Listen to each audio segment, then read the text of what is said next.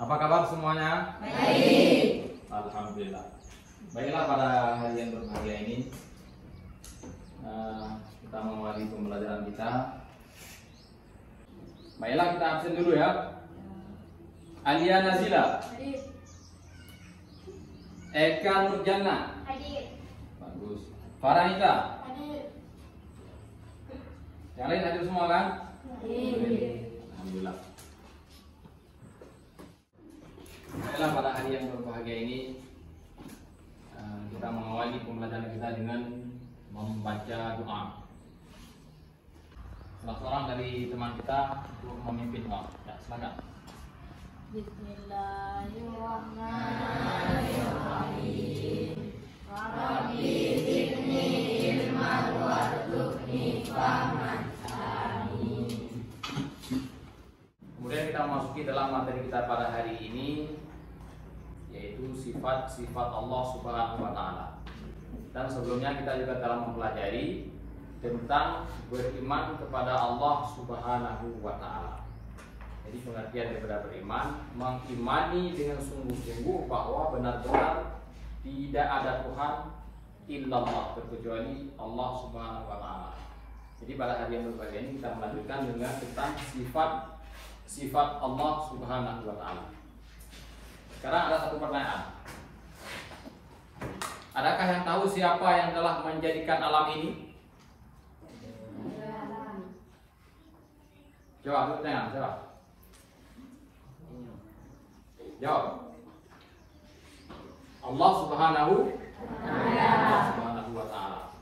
Dalam mengenal Allah Subhanahu wa Ta'ala, kita dituntut untuk mempelajari 20 sifat yang wajib bagi Allah Subhanahu wa Ta'ala. Sifat yang wajib bagi Allah ada 20 sifat. 20 sifat. Mulai dari sifat wujud, qidam, baqa, mukhalafatul lil hawadis, qiyamuhu bi nafsi, wahdaniyah, qudrah, iradah, ilmu, hayat, sama, basar, kalam, qadirun, muridun, alimun, hayyun, sami'un, basirun, mutakallimun. Jadi 20 sifat ini sekarang kita baca sama-sama, oke? Ya, silakan.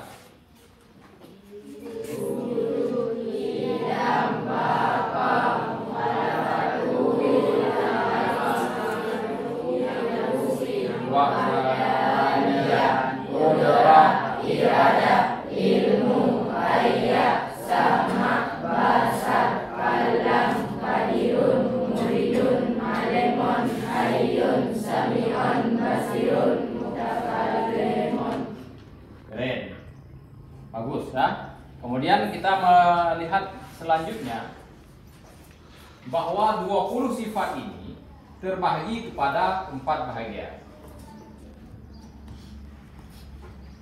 Sifat 20 terbagi kepada 4. Yang pertama adalah nafsiyah. Yang kedua adalah salbiyah, yang ketiga adalah ma'ani, dan yang keempat adalah ma'nawiyah. Paham? Nampak semua kan? Yang pertama adalah nafsiyah, kemudian yang kedua salbiyah, ma'ani, dan yang keempat adalah ma'nawiyah. Jadi keempat ini masing-masing ada sifat-sifat yang telah tertentu yang dibagikan kepada 4 ini. Misalnya nafsiyah, di dalamnya ada sifat yaitu wujud. Kemudian sifat salbiyah, di dalamnya ada 5 sifat, mulai dari qidam, baqa, mukhalafatul lil hawadis, qiyamuhu bi nafsi, ya 5. Jumlahnya 5. Kemudian ma'ani. Ma'ani di dalamnya juga ada 7 sifat, mulai dari qudrah, iradah, ilmu, hayat, sama, basar, kalam, sampai kalam. Dari qadirun sampai mutakallim, ma'nawiyah. Jadi jumlahnya juga 7 sifat. Antara ma'ani dan ma'nawiyah kedua-duanya saling berlazim, laziman kedua-duanya. Baiklah anak-anakku sekalian, coba kita perhatikan di papan tulis sifat 20. Sifat 20 terbahagi kepada 4. Yang pertama adalah, yang pertama adalah nafsiyah, yang kedua yang ketiga yang keempat maknawiyah. Nafsiyah, salbiyah, ma'ani, dan maknawiyah. Ingat, ini poin bahwa sifat 20 terbahagi kepada 4: nafsiyah, salbiyah, ma'ani, dan maknawiyah. Pengertian sifat yang wajib bagi Allah. Sifat yang wajib bagi Allah adalah sifat yang mesti ada pada Allah Subhanahu wa taala, yang menunjukkan sebagai kesempurnaan zatnya Allah Subhanahu wa taala. Tahu kan? Pengertian daripada sifat yang wajib bagi Allah adalah sifat yang mesti ada pada Allah Subhanahu wa taala, yang menunjukkan kepada kesempurnaan zatnya Allah Subhanahu wa taala. Kemudian sifat 20 itu terbagi kepada 4. Yang pertama salbiyah. Pengertian daripada salbiyah adalah sifat yang wajib bagi Allah, sifat yang mesti ada pada Allah Subhanahu wa taala. Pada nafsiyah itu ada satu sifat, yaitu wujud. Pengertian daripada wujud yaitu ada, mustahil, adamun artinya tiada. Kemudian yang ketiga adalah salbiyah. Pengertian daripada salbiyah adalah menolak segala sifat-sifat yang tidak layak atau tidak patut ada bagi Allah. Menolak segala sifat-sifat yang tidak layak dan tidak patut ada bagi Allah Subhanahu wa taala. Kemudian yang ketiga, ma'ani. Ma'ani adalah sifat yang kesempurnaan, sifat yang ada pada zat Allah Subhanahu wa taala, yang menunjukkan kesempurnaannya Allah Subhanahu wa taala. Kemudian sifat maknawiyah, sifat yang ada pada zat Allah Subhanahu wa taala. Tidak mungkin pada suatu ketika Allah Subhanahu wa taala tidak bersifat demikian. Ini gambaran adalah langit, dan ini adalah bumi, ya kan? Sebahagian dari bumi. Jadi langit dan bumi. Allah Subhanahu wa taala telah menciptakan langit dan bumi sebagai dalil tentang adanya Allah Subhanahu wa taala. Karena Allah Taala sendiri menyebutkan dalam Al-Qur'an, Allahul ladzi khalaqas samawati wal arda wa ma bainahuma. Allah yang telah menjadikan langit dan bumi beserta isi antara kedua-duanya. Jadi sama dengan untuk mengenal Allah itu sangat sederhana sebenarnya. Cukup dengan mengetahui, cukup dengan melihat langit dan bumi itu adalah ciptaan Allah. Dengan melihat langit dan bumi menunjukkan kepada adanya Allah Subhanahu wa taala. Coba perhatikan gambar ini. Apa yang dapat kalian petik dari gambar ini?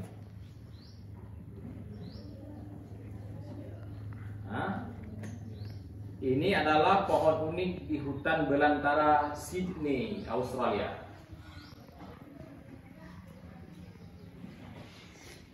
Allah Subhanahu wa taala telah menjadikan atau menciptakan pohon yang begitu indah, dan pada gambar ini adalah pohon sedang rukun, ya. Pohon sedang rukun. Ini gambaran sifat kudrahnya Allah Subhanahu wa taala. Allah kuasa menjadikan pepohonan di dunia ini sesuai dengan seleranya Allah Subhanahu wa taala, sesuai dengan yang dikehendaki oleh Allah Subhanahu wa taala. Kemudian kita melihat satu lagi. Ini gambar apa ini? Gambar apa? Peristiwa Gunung Kelut meletus. Jadi tempo dulu pernah meletus gunung berapi yang bernama Gunung Kelut di Jawa, kan? Kemudian dari hasil fotografi, bahwa gambar ini menunjukkan tulisan Allah Subhanahu wa taala. Dan kita harus dapat mengetahui bahwa ini tidak akan terjadi melainkan dengan izinnya Allah Subhanahu wa taala, kuasanya Allah Subhanahu wa taala. Jadi dari gambaran ini dapat kita pahami bahwa begitulah kuasanya Allah Subhanahu wa taala dalam menjadikan alam ini dan apa saja yang terjadi di alam ini. Baiklah, anak-anakku sekalian, pada hari ini kita bagikan kelompok menjadi 4 kelompok. Dan tugas kalian sekarang adalah yang pertama sekali memilih kedua kelompok. Apakah ini kelompok A, B, C, dan D. Kita tentukan saja ya. Ini kelompok A, B, C, dan ini adalah kelompok D. Masing-masing oleh kalian menentukan salah seorang sebagai ketua kelompok. Ya, silakan.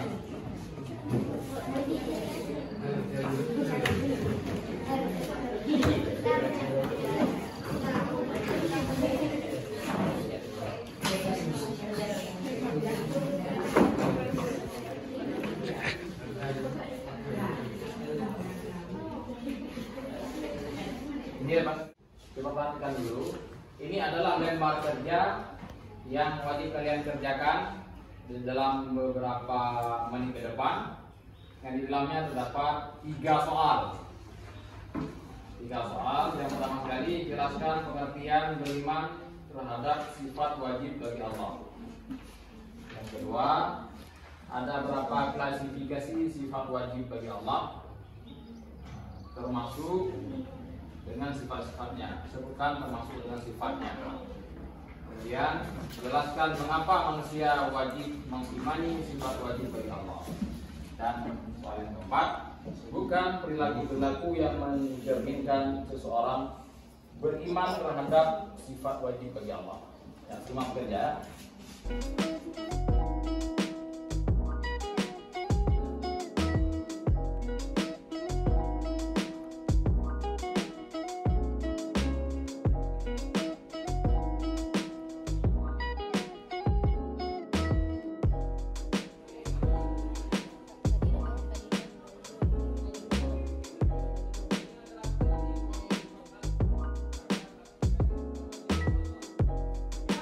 Coba perhatikan dulu. Sekarang kita sama-sama mendengar presentasi dari regu A.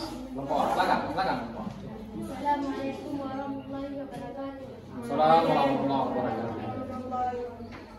Kami perwakilan dari kelompok A. Baca tugas. Membaca tugas. Ada beberapa klasifikasi sifat wajib bagi Allah. A.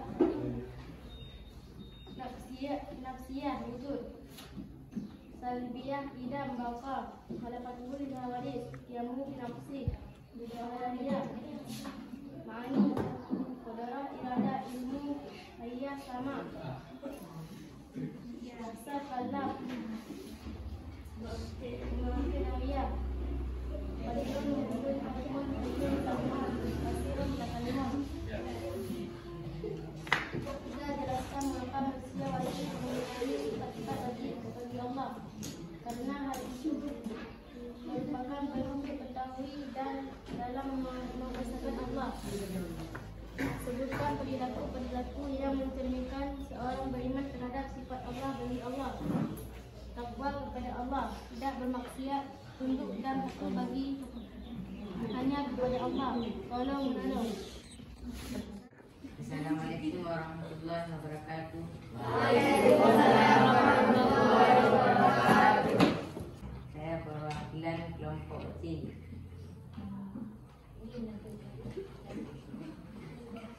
Ingin mempresentasikan hasil tugas kami. Ya, silakan. 1. Nafsiyah wujud. 2. Salbiyah idam baqam khalaqatul hawadis yamu nafsi wahdaniyah. 3. Ma'ani Kudara, iradah, ilmu, hayah, sama, basar, kalam. Keempat, manawiyah, tajirun, muridun, aliman, jalun, saban, basirun, mutakaliman. Sekian, terima kasih. Assalamualaikum warahmatullahi wabarakatuh. Assalamualaikum warahmatullahi wabarakatuh. Waalaikumsalam warahmatullahi wabarakatuh. Saya dari perwakilan kelompok B ingin mempresentasikan hasil kerja kelompok kami. Ada berapa konstitusi sifat wajib bagi Allah? 1. Nafsiyah, wujud. 2. Salbiyah, qidam, baqa, mukhalafatuhu lil hawadis, yamu nafsi, wahdaniyah. 3. Mani, kudrah, iradah, ilmu, hayah, sama, basar, kalam. 4. Manawiyah, qadirun, muridun, alimun, hayyun, sami'an, basirun, mutakalimun. Jelaskan mengapa manusia wajib mengimani sifat-sifat wajib bagi Allah. Karena hal ini merupakan bentuk tauhid dan dalam mengesahkan Allah. Bukan perilaku-perilaku yang mencerminkan seseorang beriman terhadap sifat wajib bagi Allah, takwa kepada Allah, tidak bermaksiat, tunduk dan patuh hanya kepada Allah, tolong menolong. Sekian dan terima kasih. Assalamualaikum warahmatullahi wabarakatuh. Sekarang kita mencoba mendengar presentasi dari Rugudi ya. Silakan Rugudi. Assalamualaikum warahmatullahi wabarakatuh.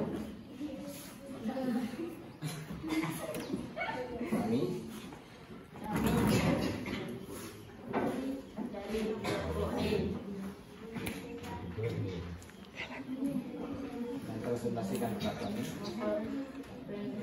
Presentasikan kami.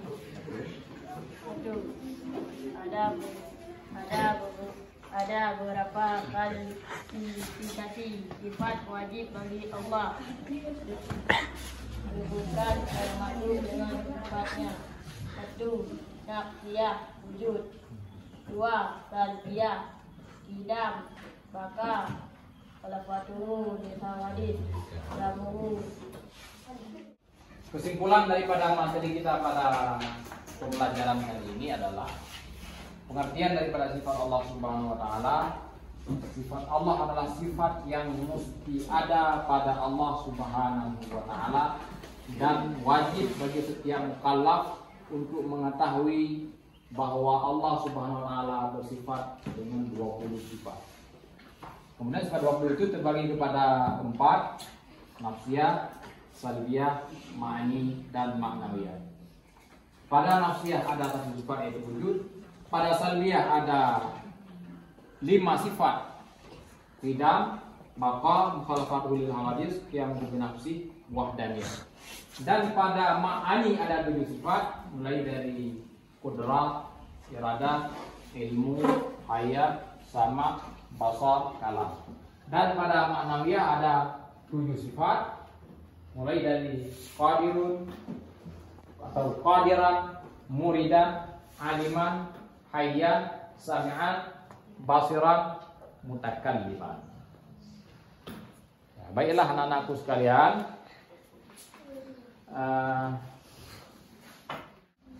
baiklah untuk pertemuan yang akan datang kita akan melanjutkan tentang materi sifat-sifat mustahil pada Allah Subhanahu wa taala. Jadi pada hari yang berbahagia ini kita akhiri dengan membaca doa penutup. Sekarang kita sama-sama membaca doa penutup. Bismillahirrahmanirrahim. Rabbana anfa'na bima 'allamtana rabbil alimna alladhi yanfa'una rabbi faqihna wa faqihna lana rabbana lana dinina rabbana anfa'na bima 'allamtana